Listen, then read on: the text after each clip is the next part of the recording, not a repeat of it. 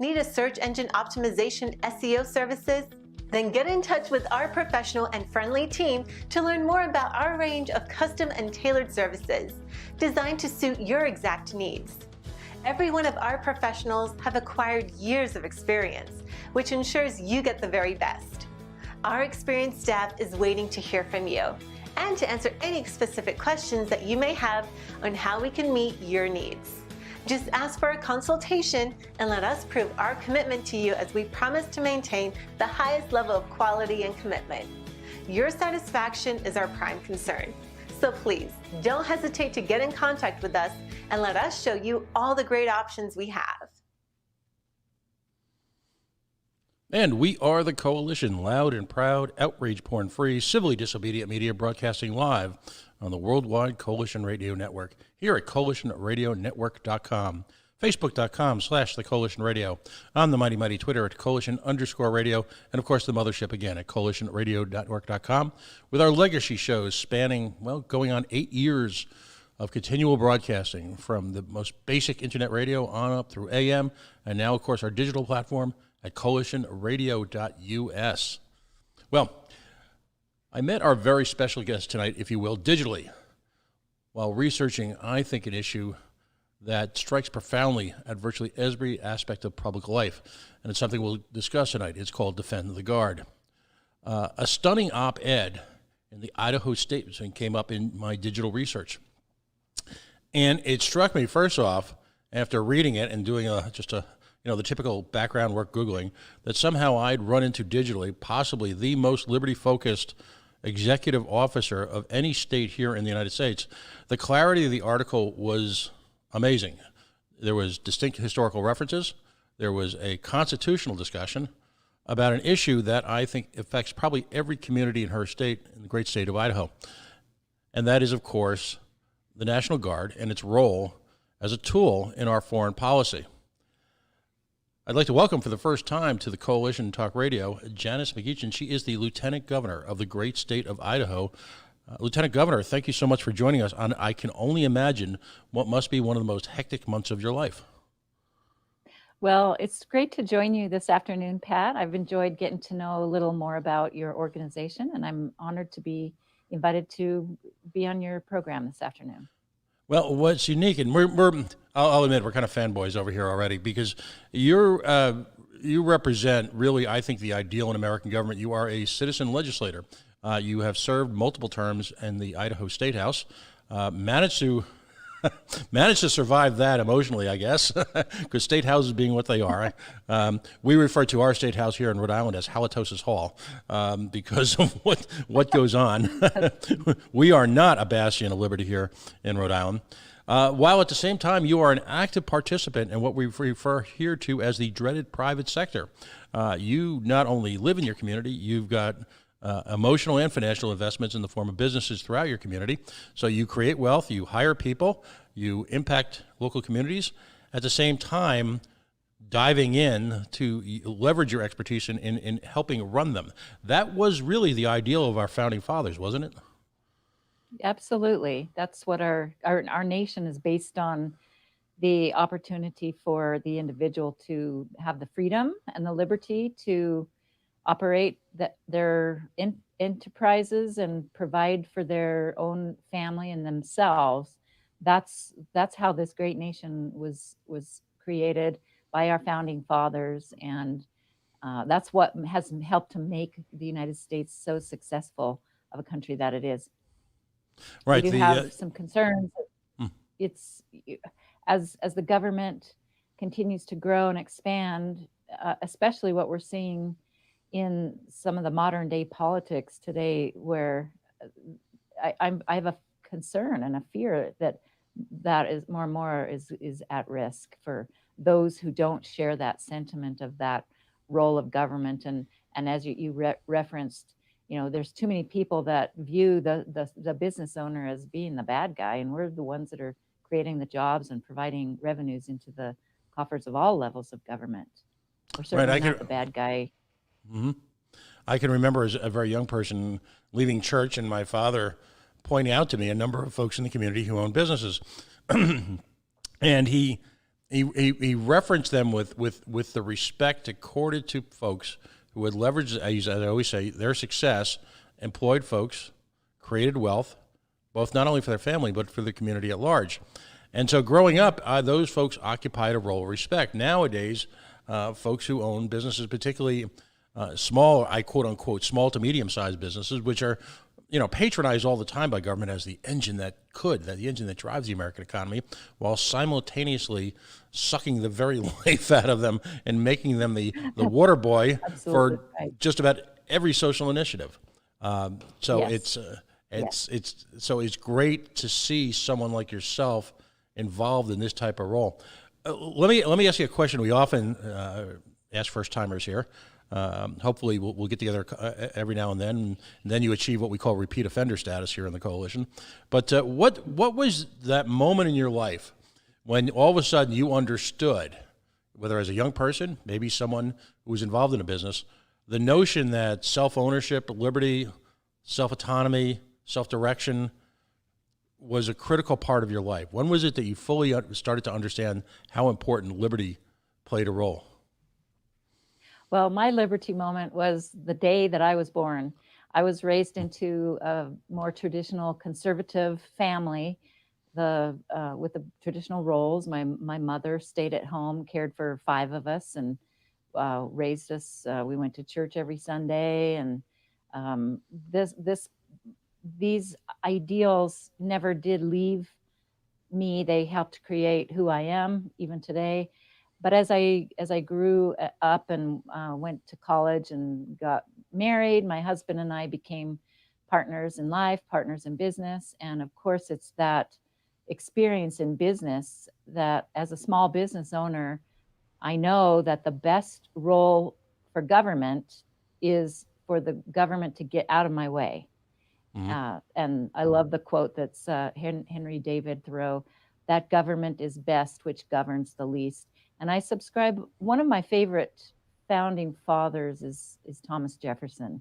And the principles that he supports and promoted are really all about the idea of less government interference in the lives of the individual and the family and the business. How did let's first of all, let me define the Defend Guard movement as I've seen it, as I'm new to it and doing my initial research.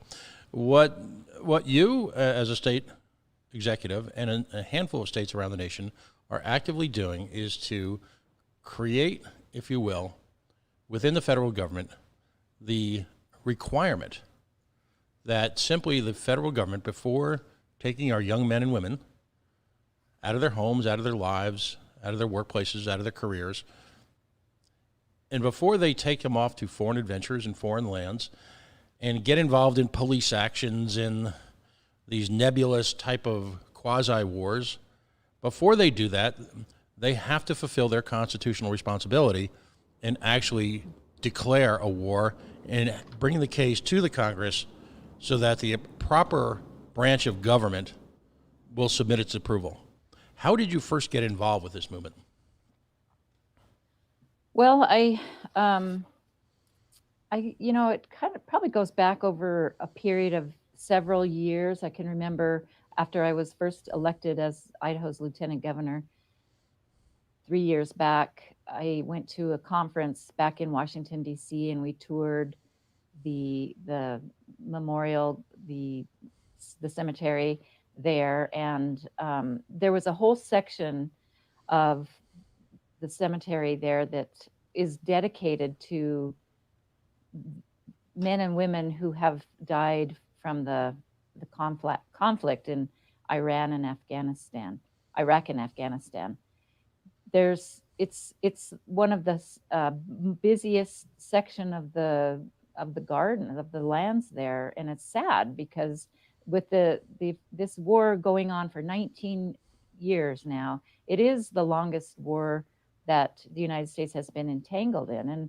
And so, I just got to know, I started meeting more individuals, veterans that had been serving in Afghanistan or Iraq, and listening to their stories, so many sad stories of how the war has impacted their lives, whether they were hurt, killed, or came home and been affected by PTSD, which is a very real concern. We actually operate 4 businesses here in Idaho, and excuse me. Sorry, we had a little interruption there. Just kind of threw me off for a second. Jordan, can you lock that door there? We operate 4 businesses here in Idaho, and we have a couple of veterans that we employ now, and one of them is really struggling. I'm really concerned about his well-being right now. You know, he's been having to go through some counseling. Even now, years later, it's affecting his life, so that in the daily course of operations, in whatever they find to do, it really affects their lives even today. And it's really hard.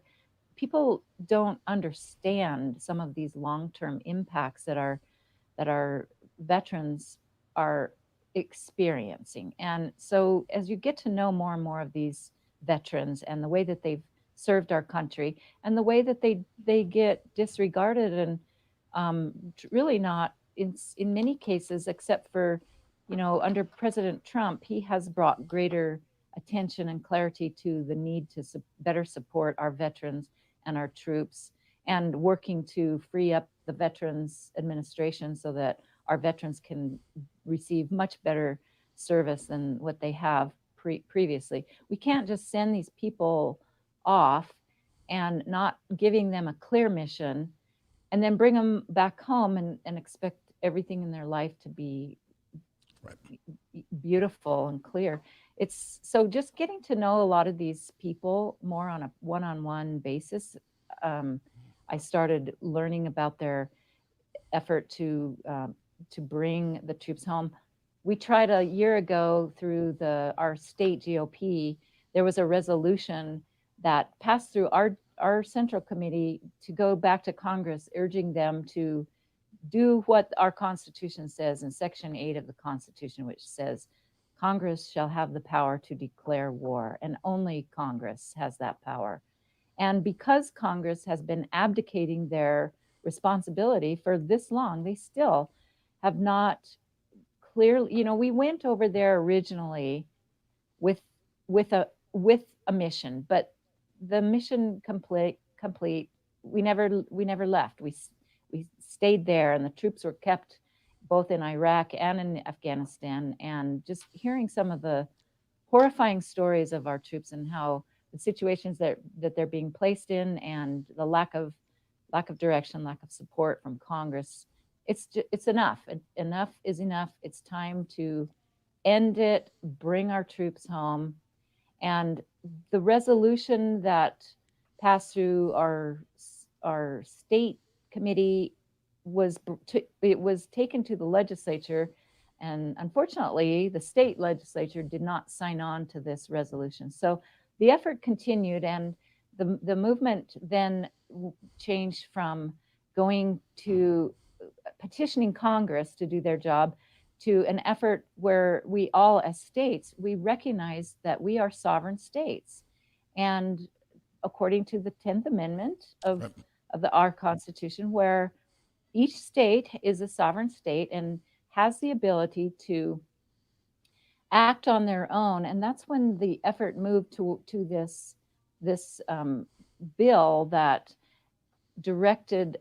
would have gone through the state and directed each of our National Guards in the respective states by claiming the authority that we have in our Constitution, the Guard could not be deployed unless there was a declaration from Congress. So that's where that effort shifted within the last year, and it grew. Momentum started growing across the nation. I think there were about 23. Right before our interview, I attempted to get an update on the status of the bills across the state. Unfortunately, we all got sidetracked terribly by the coronavirus, the plague, and But I think there were something like 23 states across the nation that had representatives who had brought the same legislation to their legislature. So we had an effort in Idaho. It did pass through as a resolution because there wasn't time really to support the bill as it was originally drafted. But I think, keep coming back next year, and sometimes it takes time, several years, to get these important things passed through. Yeah, let's look for a moment, if you will, at the history of the National Guard. It's interestingly enough, the concept of a National Guard goes all the way back to the 17th century, and it's really it's such an apt analogy for what happens in government and big government in general, because in the first 200 or so years of the National Guard's existence at some level or another, it started, I think, in the original Massachusetts Bay Colony. It was a very practical implementation of local defense. It was an extension, if you will, of home rule. You had National Guards being put together by different states, and they were to react to disasters or internal strife, including, but not limited to, obviously, the Civil War. Everything, like so many areas of government in the 20th century, started to go awry, where all of a sudden you government, as it will often do, will look at assets, and I use that term euphemistically, and sense that, hey, there's opportunity here. There's tools to be used. And so in the past 20 to 30 years, as a matter of fact, legislation has accelerated to the point where there essentially has been a hijacking of the National Guard by the federal government. And what started at, again, so innocuously as a sharing of expenses, and ultimately the takeover of a number of the expenses, and then ultimately the drift that occurred as the federal government, and I'm talking about some specific laws, in the NDAA, if you're a Liberty person, it is one of the most tangled abuses of legislative power in this nation's history, because it can literally mean everything to anybody. It's sort of this gigantic soup, this stew of government excesses. So in the post 9/11 era, everything's on the table. So in 07 and 08, they continued to expand federal power into it. In 2012, they added the National Guard to the Joint Chiefs of Staff, which is a clear abrogation of what the concept of the Guard was, wasn't it? How did this happen, and how does this always happen? Yeah. Well, good question. Perhaps funding and money can be a big part of that. The more money that gets pumped in, then a lot of special interests become entangled in that appropriation, and they tend to want to, continue and further whatever their role that they want is to fulfill. Let's see, what was I gonna say? We did have a sit-down conversation with our General Garshak here in Idaho, because you can't be putting big things like this through without going and sitting down and talking to him. And he did express concern about this effort, that it might put some of those federal dollars at risk. He said, if you were to ask me today, would I support this? He said, no, I wouldn't, but he did welcome the discussion and the debate. He says it's something that we should be talking about. These various guards around the country are put in place to defend and protect the states. And again, going back to the role of Congress and their lack of ability to truly declare a war and provide properly for those service members, because they're not doing their job, they have to rely on these guards to pull them out, to go away from defending their respective states, to send them into these other parts across the world. And it just compounds things. Yeah, I mean, I look at the original constitutional justification of this, Article 1, Section 8, Clause 15. It's to execute the laws of the Union, suppress insurrection, and repel invasion. That's it. In fact, in your op-ed, speak to, if you will, General Washington and President Washington's objection. I mean, you mentioned 4 or 5 of the principal architects of this nation, and they've all addressed this issue at some point or another. I mean, Jefferson, Hamilton. Tell us a little bit about that historical background. Yeah, well, President George Washington was unambiguous, as written in the editorial. And his words, "It is our true policy to steer clear of permanent alliance with any portion of the foreign world." President Jefferson was equally explicit: "Peace, commerce, and honest friendship with all nations, entangling alliances with none." President Monroe is the one who formalized the policy, the Monroe Doctrine, which said that the U.S. would not interfere in the internal affairs or worlds of other nations. And then, of course, Benjamin Franklin, his wise counsel, there never was a good war or a bad peace. So our founding fathers have set the precedents of what the true, clear intent of our nation's foreign policy should be. And that is, first and foremost, to protect our soil and our citizens from foreign attack.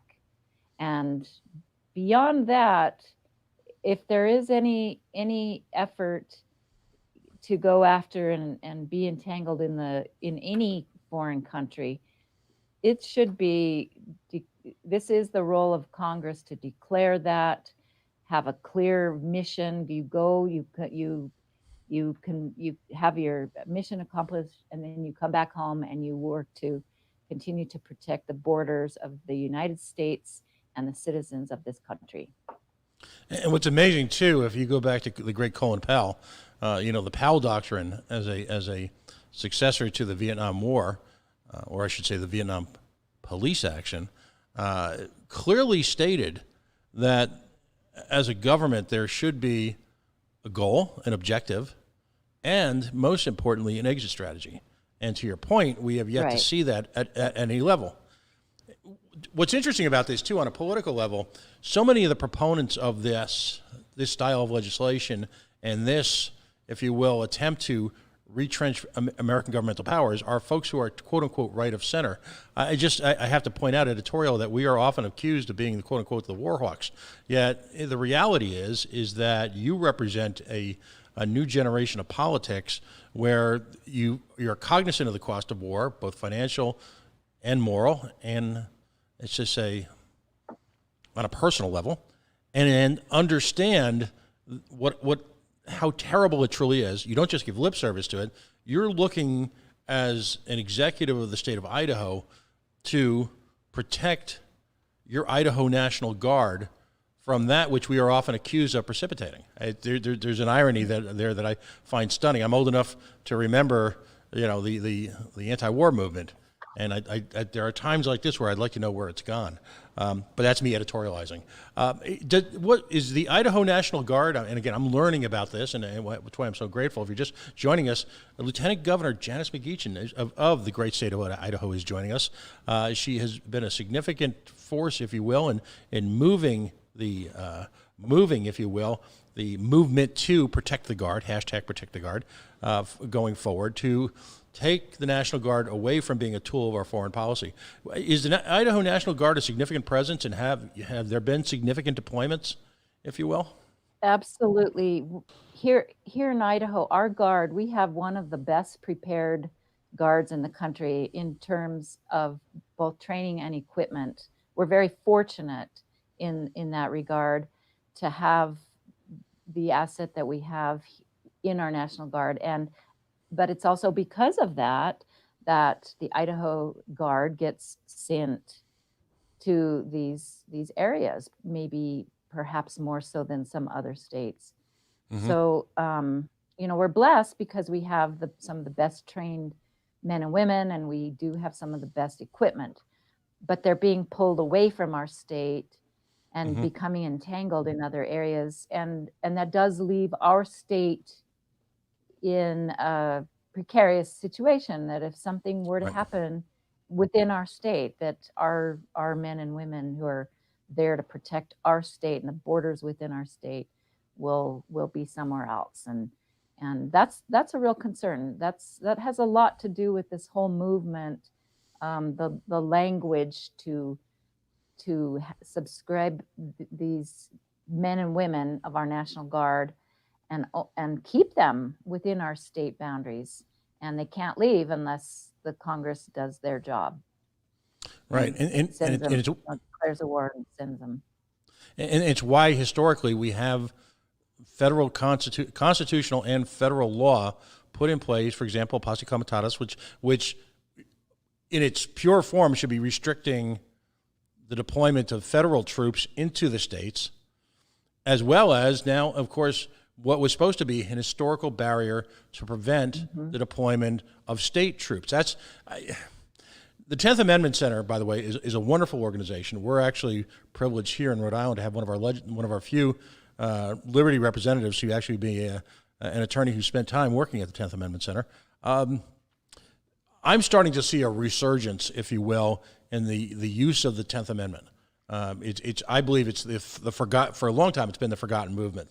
We're all, of course, intimately aware of the First Amendment, the Second Amendment. We're reacquainting ourselves with the Fourth Amendment, despite some of the best efforts of big government. But how important do you believe the 10th Amendment is in redefining this out-of-control relationship between government and the people? It's critical, and it is what makes our nation so unique against all other nations in the world, is that we are a united group of states, and it is so unique in how our form of government is set up. And if you believe in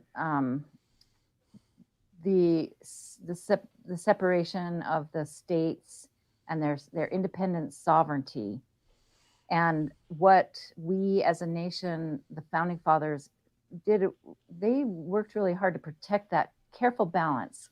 And when they went to their first convention, that was what they were all fighting about. There was one group that wanted to have a strong central government and provide, certain role to the states. And then there was the other group of people that were really afraid of this big central government, and for good reason, because that's what we escaped from when we came over to this land. And so the Constitution, the result, and the ensuing Bill of Rights was all meant to protect that carefully constructed form of government, that the federal government, the central government, was meant to be a very small, defined, very limited role, and that all other areas of government, whether it's healthcare or how to educate your students, it should all be left. The states were meant to be the laboratory of the laboratory of innovation. That's what I was trying to say. That each state would, determine what's best for their people living within their boundaries.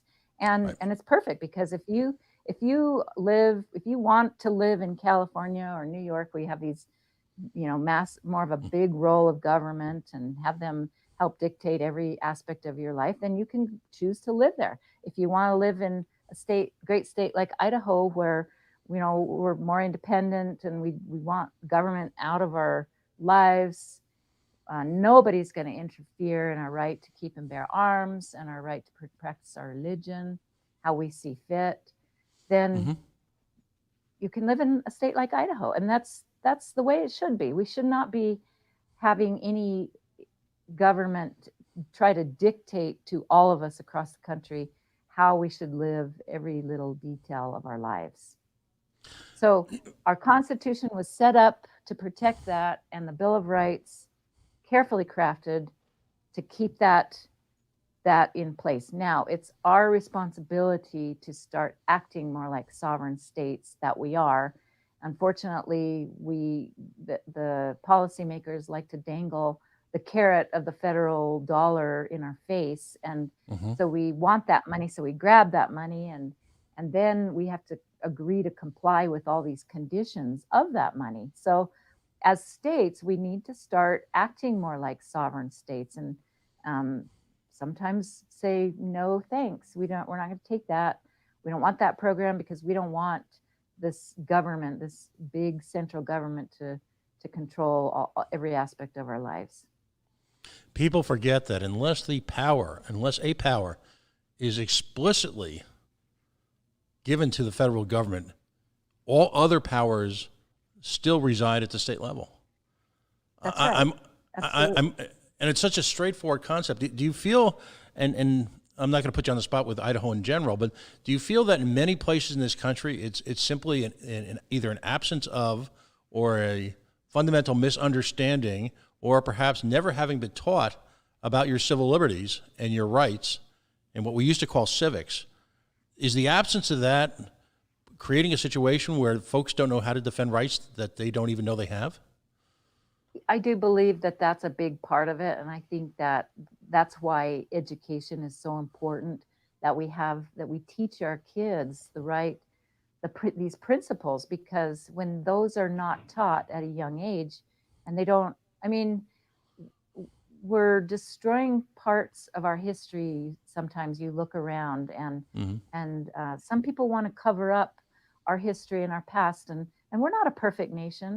We've made mistakes, but I'm one that I think that we need to never forget our past and our history, because that's what will prevent us from making some of the same mistakes in the future. So I think educating our kids about these principles and these concepts is so important, because when you don't understand that, then it's easy to be swayed by the public opinion of the day, no matter what that may be. And instead of sticking to a principle, it's easy to be swayed, and then that's how we start to get lost. We start losing our way of who we are as a nation. On the national platform, I'm shocked at how more and more people want the government. They view the government as being the solution to the problem. And if we just had more government, or more money to do this or to do that, and get rid of all those bad, greedy business people, and I guess I'll just say it right out: promotion of socialism in this country. I'm shocked that is such a growing movement today. But I think it is there because of the lack of knowledge and the lack of education on some of these basic underlying principles. It's fascinating to me. Some of the newest members of the Liberty Movement, regardless of which political party they belong to, are very often first-generation children of Eastern European refugees, and their parents are still very much alive. They may have been refugees from particularly terrible places like Romania, or even say Czechoslovakia, nations like that, which had suffered so mightily under the yoke of Russian power, and they, through their parents, are outraged when they see these naive pans to socialism and central government power. It's the problem is, though, that if you look, for example, at the recent negotiations over the most recent bailout, the absence of any moral hazard, if you will, has created an environment where if we're giving billions of dollars to companies after just a few short weeks of deprivation, which, as terrible as it is, my father's 97. He's a veteran of World War II. 2 Purple Hearts, a Bronze Star, and survived 5 years in the infantry. Did the tour from North Africa to Switzerland and back and forth once or twice. And he looks at what we consider deprivation and privation as sort of walks in the park, And so if I fear that with these big checks we're writing, you've literally got the Bernie Sanders folks saying, well, if we can write a $2 trillion check for this, that $3 trillion check we were talking about for Medicaid for all should be a walk in the park. Someone has to draw the line somewhere, don't they? Yeah, absolutely. And it just seems like it's so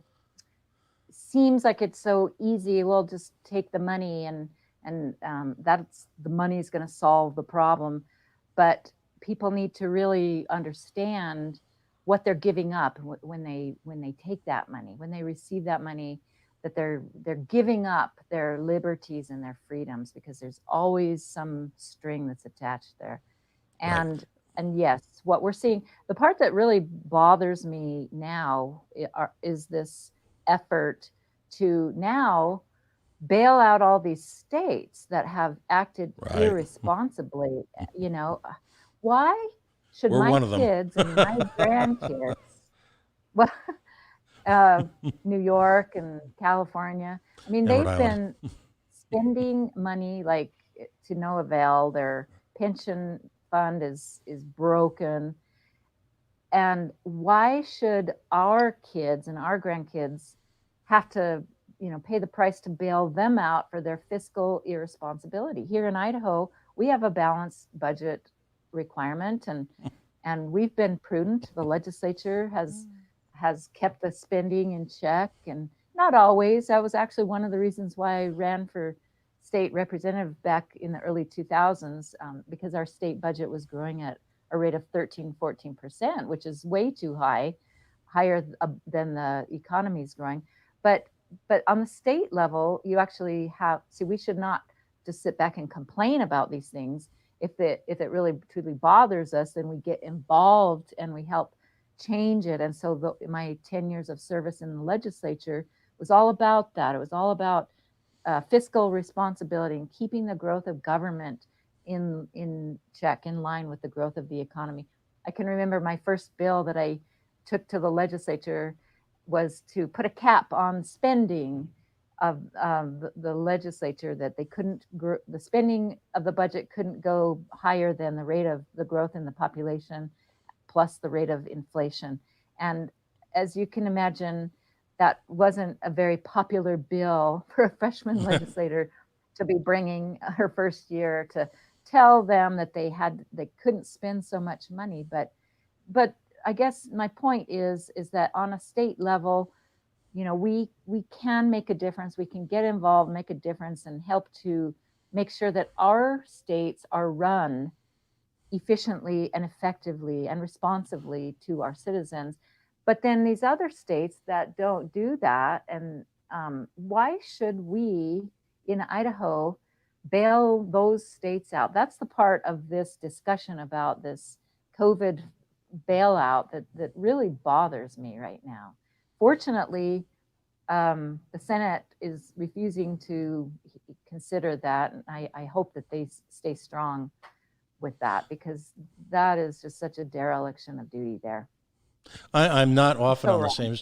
same side as Mr. McConnell, but his points just a handful of weeks ago about pension funds, and as you bring them out, is so apt. I am living in one of those states. Rhode Island is a state of barely 1 million people with a nearly, are you ready for this, a $10 billion budget for a state that's approximately about 44 miles tall. And they are facing, because of this, nearly a $900 million structural shortfall because of COVID. And at the same time, they have yet to furlough or cut the hours of a single state employee, while simultaneously closing. Rhode Island is a state of small businesses, and they've closed Main Street. And again, it's just getting back to our original subject. There's this terrible disconnect at so many levels, where, and that's why I've enjoyed this conversation. I've looked back at some of your other articles that you've written. First of all, the very notion that you're routinely writing op-ed pieces speaks to a desire to communicate directly with people, without the filters, without the PR spokesman, without all the nonsense. You've established a direct line to your constituents. And that is so often missing in American government, because you do need to explain to people why you support or oppose a certain bill, and I find that very unique as well. It's almost Alice to a bygone era, but it's you get back to any of these issues. You've got state governments being hijacked to federal mandates. Very often, I'll call them either unfunded or underfunded mandates. And again, they're taking your state's money in this case in the form of the cost that you incur with the National Guard, the human cost that you incur with the National Guard, and they're dangling that over you. If for very simply, you have to often do the dance just to survive fiscally. And again, if you look at how they absolutely squandered both not only financially the costs involved in maintaining a National Guard, but the incredible loss of life or the loss of quality of life for so many families, the generational cost of this will be accounted for at some point, and it will be staggering. I fear we have lost an entire generation to a war machine without purpose. Am I overstating it? I agree. I absolutely agree, and that's the biggest tragedy of this whole thing is the lack of regard for the individual and the human effect on our men and women that have gone out and served. It's very unnecessary. They try to hold the funding thing over our head and say, well, if you do this, maybe the funding of the federal dollars for the Guard might go away. But I would challenge that, that notion. I don't believe that they would actually do that. And maybe it hasn't been tested. It just needs to be tested. Well, I mean, it's not like you are asking the state of Idaho, you and Mr. McKnight, and I'll talk about him in a second, but you and your views are not, if you will, asking the state of Idaho to abdicate from their responsibilities. You, in fact, are asking for nothing more than a reinforcement of the constitutional relationship between local militias as they were recognized in the initial chapters in the very beginnings of our Constitution, really at the root of our Constitution. Yeah. All you're looking to do is get them recognized. That's get back not to right. That's right. Get back to the principle of what this country was, the underlying principles of what makes this country work. Getting back to that. Yeah, that shouldn't be even considered an ask, and never mind a big ask. Now, Idaho is very fortunate. You in a sense, are one of the spiritual homes of this movement. I've had an opportunity to chat now with Mr. McKnight a few times, and he's going to be on the show within the next week or so. We're certainly going to do our best to gin up Rhode Island's support of this. It'll be interesting because again, I'll go to a state government that's the epitome of Soviet era. All we're missing here are the dollar stores. We got the apparatchiks. All we're missing are the dollar stores. That's coming soon. But we're going to ask them to do both from an anti-war perspective as well as a constitutional perspective, recognize exactly what you're trying to accomplish. And to me, the mixing of those two, I think, will be a real litmus test for how serious folks are about this. I'll call it the spirituality of their politics. If they truly believe in being opposed to war, then this is a winner. If they truly believe in limited government, then this is even a clearer winner. And that's absolutely. And that's part of Dan McKnight he's done a great job of advocating for the cause, and a lot of the benefit of drafting these bills and passing them through the legislative session is for the educational aspect of it. So, so that because they've been effective in sending the wrong message that these bills are anti veteran, that we're opposed to, we don't support our veterans and our service members if we're promoting this. And it's not about that at all, but by drafting a bill and putting it through the committee process where it's a great opportunity to help educate the policymakers and introduce them to these veterans and listen to their real life experience there. Dan McKnight's done a great job doing that, not just in Idaho, but across the country. In a matter of months, they grew their organization to several thousand, from just a handful of people to, I think, over 20,000 members. And he's been making some good progress. I wanted to mention with our Senator Risch, just April 10th, Senator Risch actually signed a pledge, and I pulled this up on the website of the Bring Our Troops Home on April. So when I went to Washington, D.C. in November of last year, we had this great conference to promote the effort, and there were legislators from around the country there, and we went to visit. Part of our job was to go visit with each one of our congressional delegates over there, and at the time we met with Senator Risch, and he was gracious. He welcomed us into his office, and he listened to what we had to say. But at the time, he wasn't willing to commit to anything. But as of April 10th, he signed a pledge. He's the chairman of the U.S. Senate Foreign Relations Committee, and he signed a pledge sponsored by the National Veterans Group, Bring Our Troops Home, promising that in the future he will insist that Congress exercise the constitutional authority granted solely to the legislative branch to declare war. So that's huge progress there, Right. that Dan made with our own Senator Risch in 4 or 5 months time, and so he's doing a great job. He's a good guy, and I'm sure he'll be welcomed onto your show next week. Yeah, I'm looking forward to this. Again, we're going to try and the Northeast is challenging politically. I'll just leave it at that. But again, this issue really transcends politics. It's really a question of morality. So I would hope that even if folks who are initially worried about some of the fiscal implications of it, which to your point, I believe are not going to happen. If folks are worried about the foreign policy implications of it, well, then they really need to have a constitutional intervention. If in fact they're worried now all of a sudden because of drawbacks in military spending, if you will, on troops, certainly not on assets, but on troops, if they're worried about that and they're unable to maintain this, worldwide reach where American military are reaching out and touching everyone, then I think they need to have either a new career or maybe a sit down with some of the veterans like Mr. McKnight and people like that who have served in the National Guard and clearly are not fulfilling their mission to their home communities. They're being used as tools. And Yes. so this is one of those issues that there's a moral imperative behind that really needs to be led with. And the other stuff, well, we can work it out somehow. I'm just sure. I got a feeling that there's room for change at other levels. Listen. I want to thank you so much for joining us. Very, very grateful. I know.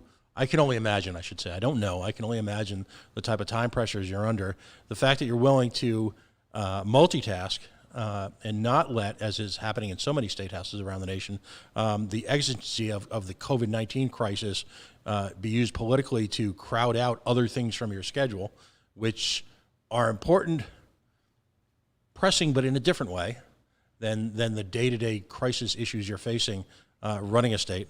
And so I applaud that as well, because we do not have to put our civil liberties, the future of our young men and women, on a back burner while we address some of the issues that we're being faced with during this terrible plague. We can't be sidetracked. We cannot be sidetracked by this, and we have to. The critical importance that we can never sacrifice is the protection of this great nation. And I think the unfortunately the dilution by having our troops quartered all over the world. It's a drain on the resource, and it's taken us away from what the focus really needs to be, and that is to protect our own borders. We need to have a very strong defense system built around our country, because a country like China, they could take out, one thing that I'm really concerned about with this coronavirus, we're seeing more and more people working from home and in demand for more internet capacity.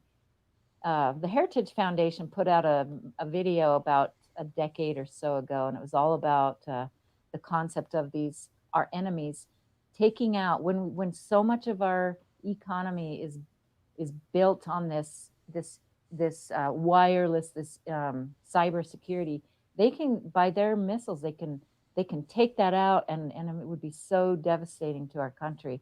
And so we cannot be sidetracked in our effort, whether fighting this virus or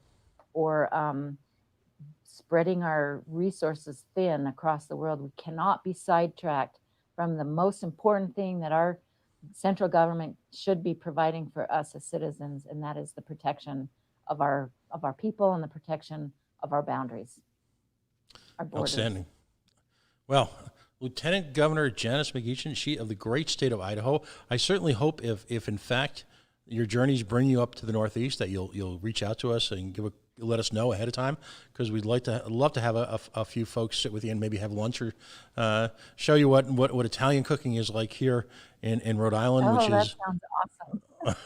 That sounds good. Yeah, We'll it's an amazing university / restaurant culture here in Rhode Island.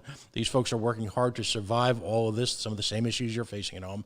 And, you know, we, if nothing else, I don't know if you're an oysters fan, but we have the finest oysters on the planet. Yep. It's we are the ocean state, and we'd love to extend our hospitality to you. Well, thank you. That's so kind, and I appreciate that invitation, and I would look forward to that. So maybe someday we'll get to meet personally. All right, so we'll keep in touch.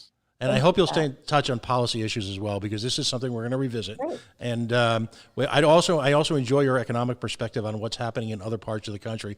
I think I'll leave you with this thought: the very often states like ours, Idaho, Rhode Island, I'll call them the smaller states, the less populous states, not the powerhouse central states. We operate somewhat in silos. And for folks who are particularly on the liberty side of the aisle, I think we need to exchange notes. I think we need to exchange experiences and provide mutual support for issues like we discussed tonight. And in doing so, we'll find strength to oppose some of these vastly larger, vastly more well-financed interest groups. And I think there's power and strength to be had there. So again, thank you so much for joining us tonight. Agree. Thank you, Pat. It's great to end. Please call me if you want to have another discussion on another issue. I'm happy to have another conversation with you. Thank you. Well, Lieutenant Governor Janice McGeachin, she, of course, of the great state of Idaho, weighing in here at the Coalition. We are the Coalition. As always, we are loud and proud and outrage porn free, civilly disobedient media broadcasting on the worldwide Coalition Radio Network at coalitionradionetwork.com. If you're listening to this for the first time, if you have a moment, if you could, we are at Facebook at facebook.com/the Coalition Radio. We are at Twitter at Coalition_radio. And of course, our mothership at coalitionradionetwork.com. By the way, this show is simulcast on our website, on the Facebook, on Periscope, as also LinkedIn, Twitter, Twitch, and a few other places. So there'll be great opportunities. We will be replaying this often in the coming weeks as we amplify the cause. Have a wonderful night, and thank you for joining us.